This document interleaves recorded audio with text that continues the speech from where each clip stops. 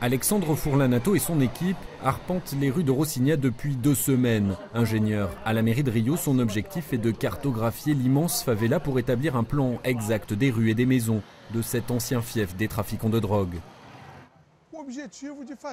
L'objectif de cette opération de cadastrement, c'est de donner un nom aux rues et des numéros aux maisons.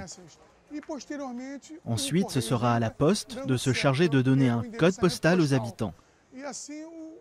Comme ça, les maisons sont répertoriées et les habitants pourront recevoir leur courrier chez eux.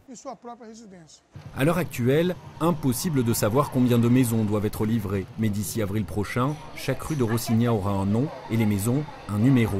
Sous le règne des trafiquants, c'était dans ces petites boîtes installées dans les bars de quartier que les postiers laissaient le courrier et les habitants devaient ensuite venir le chercher.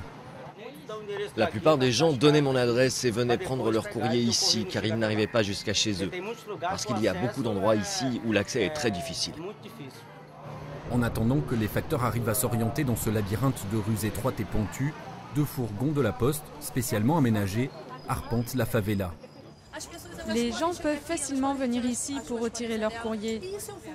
D'autant que c'est un fourgon itinérant qui passe à plusieurs endroits de Rocinha, donc plein de personnes peuvent en bénéficier. Michael est venu pour la première fois récupérer une facture dans ce nouveau fourgon boîte aux lettres. Mais ce qui l'attend désormais avec impatience, c'est de recevoir son propre courrier chez lui. Ça serait le rêve, parce qu'avec tout ce qu'il se passe ici, souvent le courrier disparaît.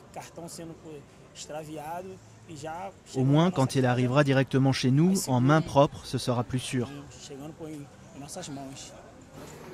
Une poignée de postiers a déjà commencé à parcourir la favela, mais il faudra du temps avant que toutes les maisons de Rocinha aient une boîte aux lettres à leur porte, après 30 ans d'absence de l'État dans cette favela de plus de 150 000 habitants.